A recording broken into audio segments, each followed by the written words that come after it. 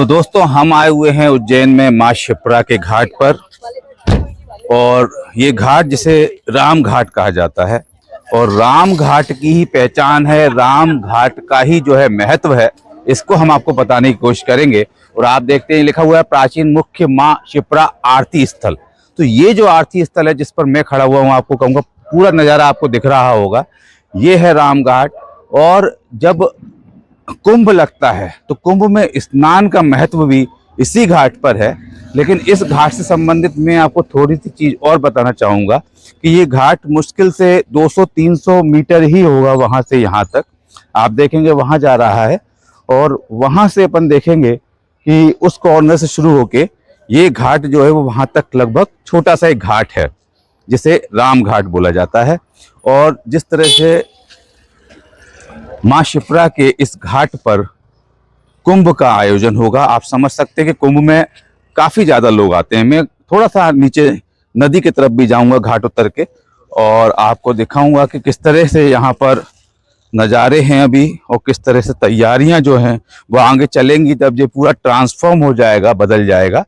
अभी यहाँ से मैं आपको बताऊं, सामने यदि आप देखेंगे तो लिखा हुआ है त्रिभुवन वदिता शिप्रा और वहां लिखा हुआ जय श्री महाकाल। ये बीच में एक छोटा सा पुल बना हुआ है जिसपे से आप देख सकते हैं कि लोग क्रॉस कर रहे हैं। ये एग्जैक्टली राम घाट है, इसी में स्नान का महत्व है। और अब होता क्या है, कुंभ के समय पर लाखों लोगों की भीड़ होती है और जब लाखों लोगों की भीड़ होती है तो ये राम घाट जो है इसका विस्तार हो जाता है आगे करीबन 2-3 किलोमीटर तक। इधर भी और उधर भी वो जो ओवरब्रिज बना हुआ है, शायद आप नहीं देख पाएंगे अभी अंधेरे में, शायद गाड़ी निकलती देख भी पाएं। उस ओवरब्रिज के भी आगे तक वहाँ पूरा जो है नरसिंह घाट हो या कोई भी XYZ घाट हो, लेकिन उन सब घाटों का नाम बदल के फिर राम घाट कर दिया जाता है क्योंकि लोग आते हैं राम घाट पे स्नान करने, क्योंकि महत्व है राम घाट के स्नान का। तो एक तरह से वो सही भी है कि भाई यहाँ की भीड़ को कम करना है तो राम घाट को विस्तारित कर दिया जाए। लेकिन अब ये कुछ लोग ये भी कह सकते हैं कि ये तो आस्था के साथ खिलवाड़ है, हम तो स्नान करने गए थे राम घाट पे लेकिन पता चला करके कहीं और आ गए। अब हम आपको नीचे नदी तक ले जाएंगे। घाट से उतर के जब हम नदी पे आते हैं तो देखिए, हमेशा मैं बात करता हूँ कि ये हमारे देश का दुर्भाग्य है और ये हमारे देश की नदियों का दुर्भाग्य है कि नदियाँ साफ नहीं रह पाती हैं। और सबसे बड़ी समस्या है क्योंकि हमारे यहाँ सनातन परंपरा में जब भी हम किसी नदी में स्नान करते हैं या नदी के तट पर उसका पूजन करने जाते हैं, चाहे गंगा हो, चाहे यमुना हो, चाहे शिप्रा हो, हम माँ कह के संबोधित करते हैं क्योंकि नदी हमारी माँ है। लेकिन ये देखिए, नदी को हम किस तरीके से प्रदूषित करते हैं ये भी एक बड़ा सवाल है। अब होता क्या है कि सनातन में परंपरा है कि नदी के ही जल से हम आमचन करते हैं, लेकिन अभी आप हालत देखिए, ये जो पानी है, आपको मैं बोलूँगा कि वास्तव में ये पानी बहुत मटमैला गंदा है। अब शासन प्रशासन व्यवस्था तो यही करेगा कि जिस समय यहाँ पर कुंभ का मेला लगे, ऐसी बात कही जा रही है कि इस पानी को इतना शुद्ध कर दिया जाएगा कि ये आमचन की योग्य लग हो जाए।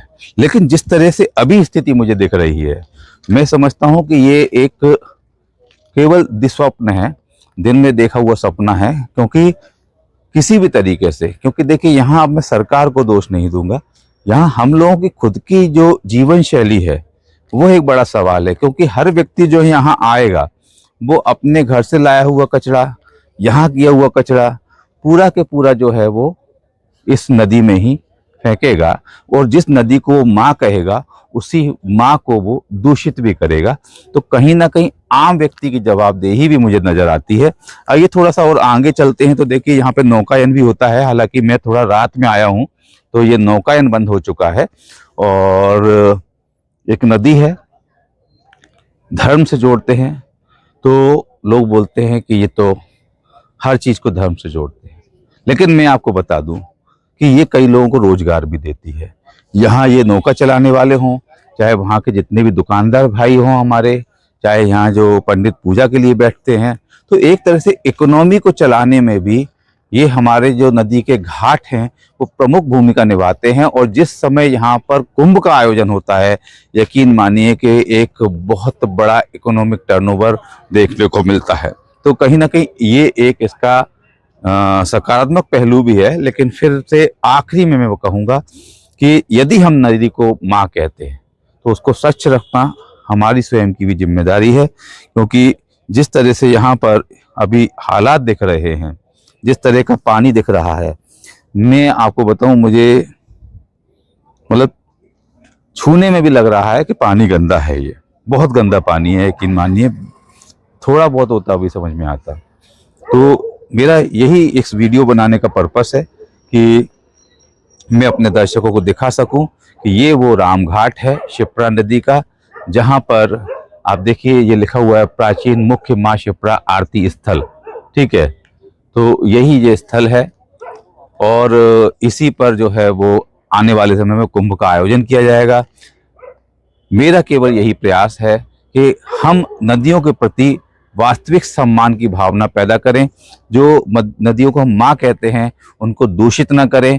ये जवाबदेही केवल सरकार की ही नहीं है, ये जवाबदेही हर उस आम इंसान की है जो इन नदी के घाटों पर आता है और इन कहीं ना कहीं जो है वो इसको दूषित करने के लिए जिम्मेदार होता है। तो चलिए, ये एक यहाँ हमें उज्जैन आया हुआ था, तो जैसे आपको बताया कि यहाँ के अलग अलग क्षेत्रों के दर्शन।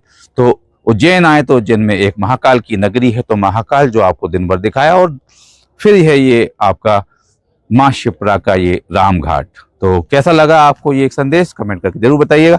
अगले वीडियो में फिर मिलते हैं, जब तक के लिए नमस्कार, जय हिंद।